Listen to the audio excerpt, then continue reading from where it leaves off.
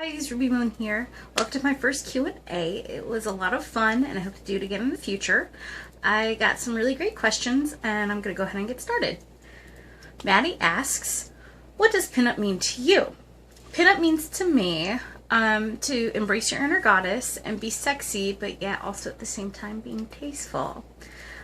She also asks, why did I get started modeling and what would I tell other girls who are starting off in the scene?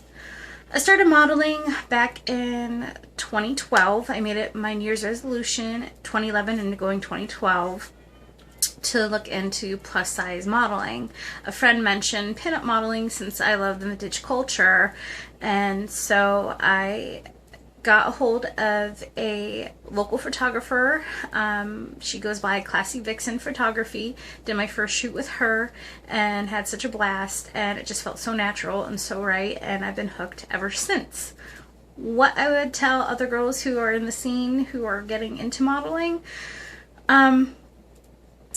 be yourself, have a good time.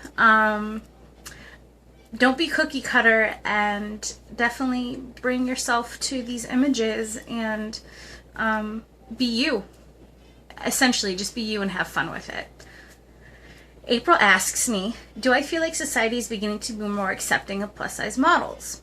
Yes, I do. Especially a big thanks to Tess Holliday, who, as you all know, is this gorgeous, beautiful, curvy plus size model who has been signed on to a major modeling agency.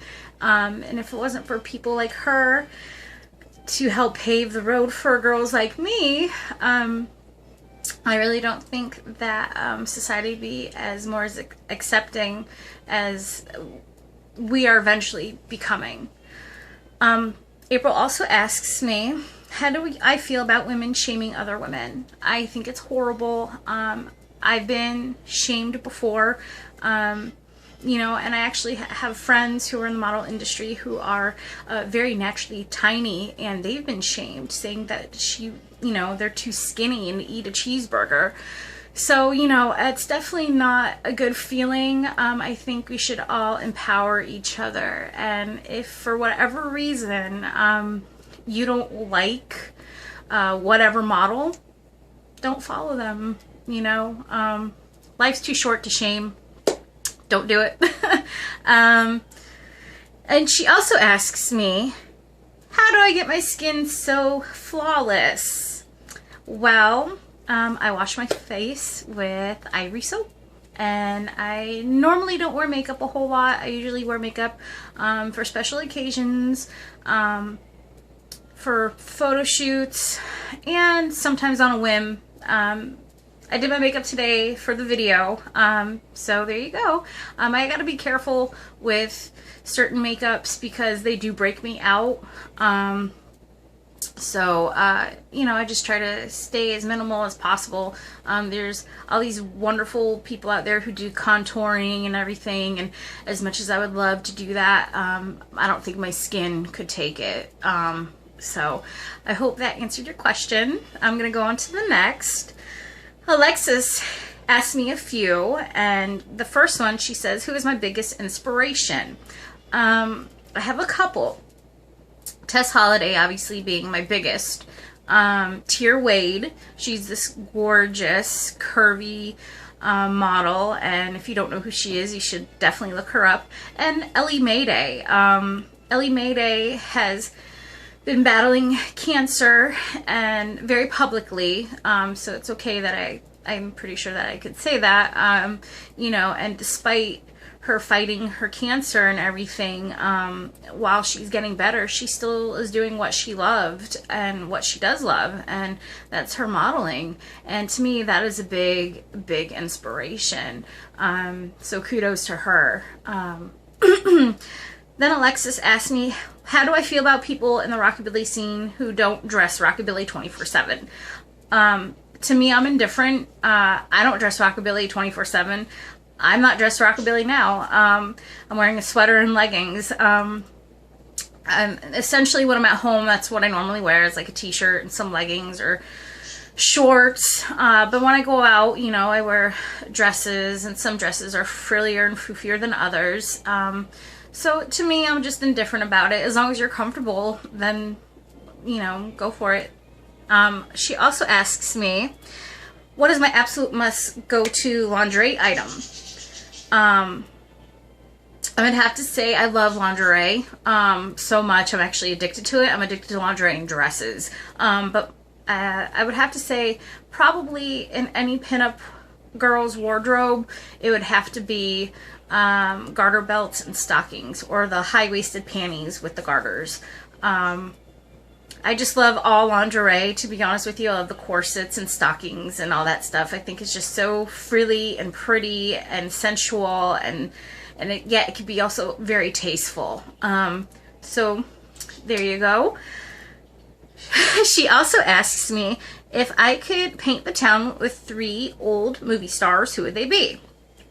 So my first one is not necessarily a movie star, and she just recently has been deceased, and that's Joan Rivers. She just seems so fun and full of life and just knew how to have a good time. I definitely think I would want to hang out with her. My second would be Jack Lemmon. He is an old Hollywood town movie star. He's actually my great-grandmother on my mother's side first cousin, so I'm related to him, and I think it would have been fun to paint old Hollywood with him. And then third, as cliche as it sounds, Marilyn Monroe. Knowing what I know of her now and everything, she's actually a bookworm, a poet, and a writer, and I think it would have just been so awesome to get to know her on that intimate level and pick apart her brain and get to know her in that aspect, and not make the judgment of the ditzy blonde bombshell that everyone pegs her to be. So I hope that answered your question, Alexis. On to the next.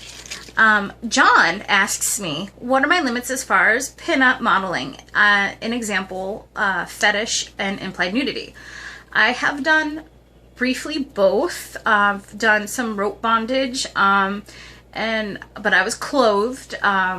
Well, yeah, and I won't show any of my private parts at all.